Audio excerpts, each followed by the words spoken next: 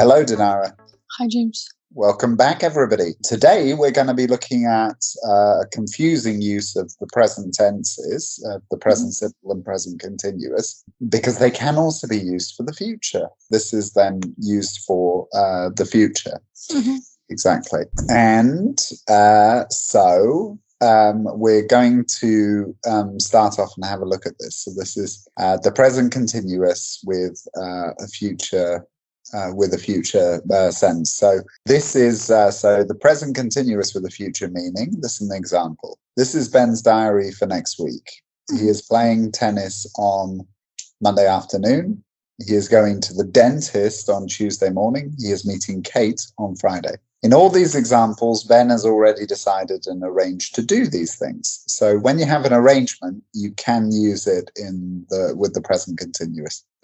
And I had always questioned when I studied at school, can we say he will play tennis on Monday afternoon?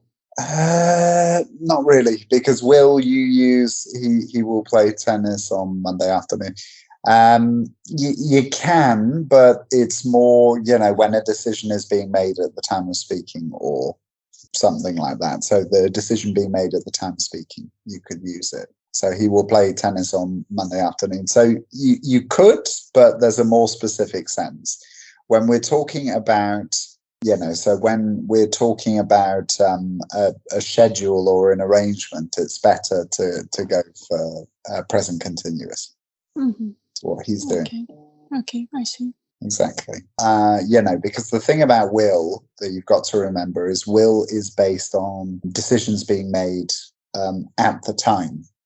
So the decisions being made at a particular, at the moment of speaking, usually, or to talk about possibilities in the future.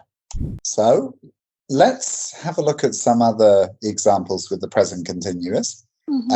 I'm doing something tomorrow. What that means is I've already decided and arranged to do it. So what are you doing on Saturday evening? Not what do you do on Saturday evening?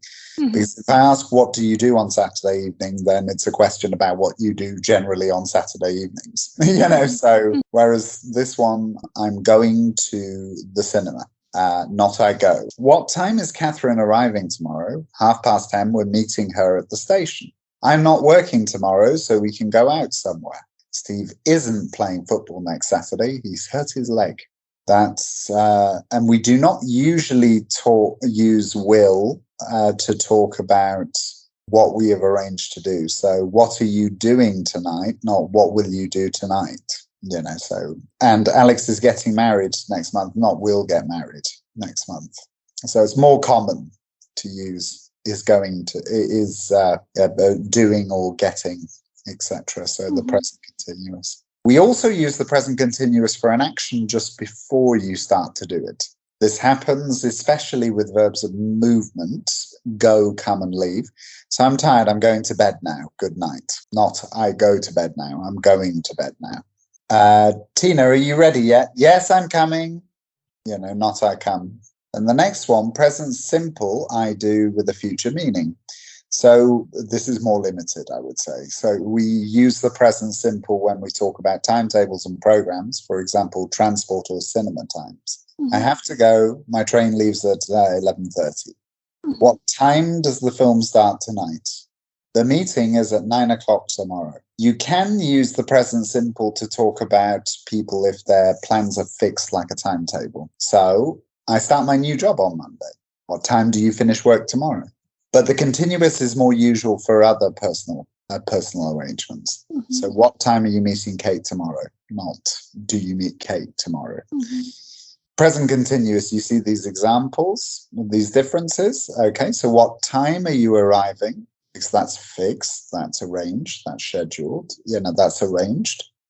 What time does the train arrive? Because that's a timetable or a schedule. I'm going to the cinema this evening. So that's a plan, so it's an arrangement. The film starts at 8:15. That's a timetable.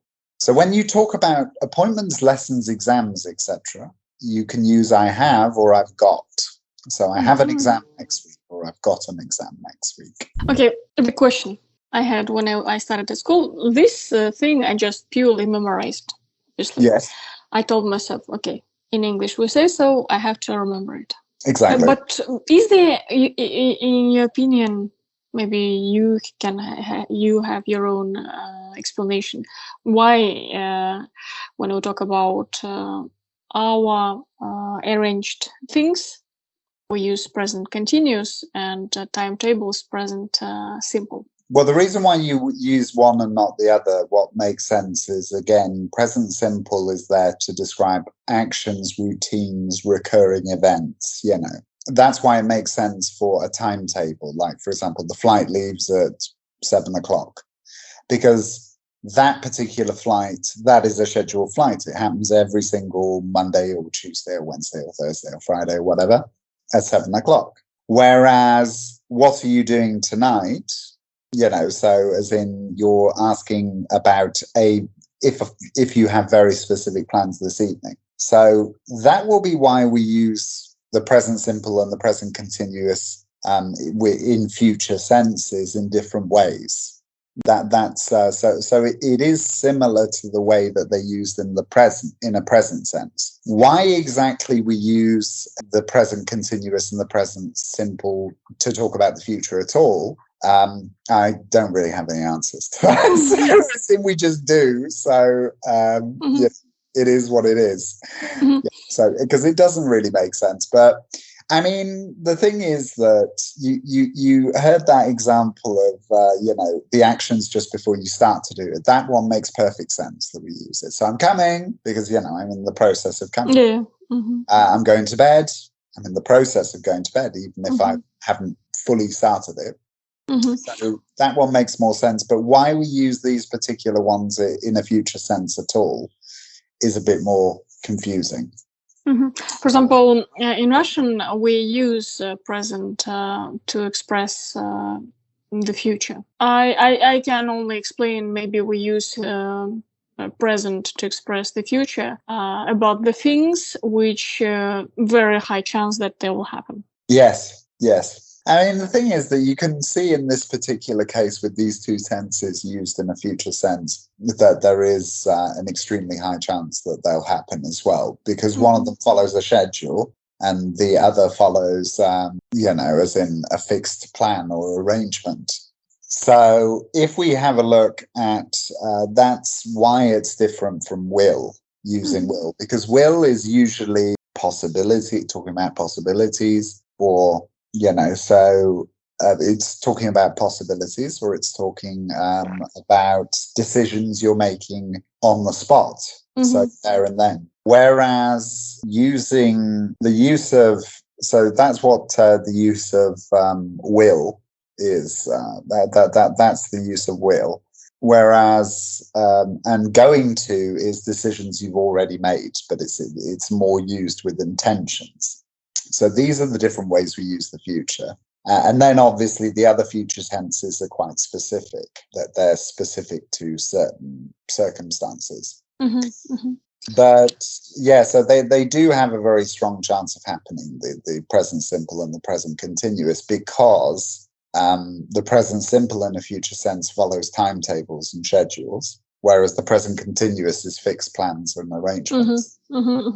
Yes, because and obviously when something, so in the present something happens, it is already happening, and so it's very interesting how we developed these similarities in different languages. For example, in English and Russian, so our brain works similar. Yeah.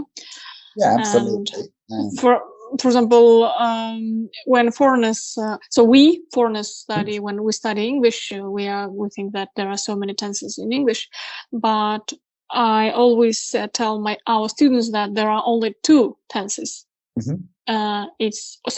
Three tenses. It's present, future, past, present, and future, and they have branches. Yeah, aspects. Yes. Yeah.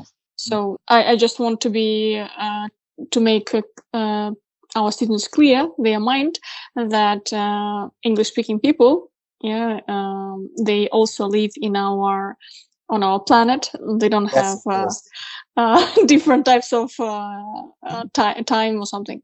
Oh, of course, and just naturally, when it comes to languages, different aspects will be seem more complex than other aspects. So I know that, for example, Russian is a very inflected language, so that would seem very complex to a native English speaker because English is not inflected at all. Really, as in barely inflected. So it's analytical. So I think every language has areas that seem very complex and areas that seem simpler or more straightforward. I think that also happens. And it all depends what your language is, so how you relate to it, what your first language is. And again, the best way to study any language is through listening and speaking. Exactly. So just through studying grammar, it will not work. For example, we make these videos only, in my opinion, because thankfully to watching these videos and completing exercises in this book yourself, you can study grammar yourself. And if we're talking about investing money into classes, the best is to learn grammar yourself and invest money for speaking classes. Absolutely. So that's why you can write us on WhatsApp and we'll help you to develop your speaking level. And for listening, please, as we often say, you need to watch films original without dubbed voices. You can, of course, use subtitles and try to watch films you enjoy yourself. So see you in our next episodes. Bye, guys. Bye-bye. Take care.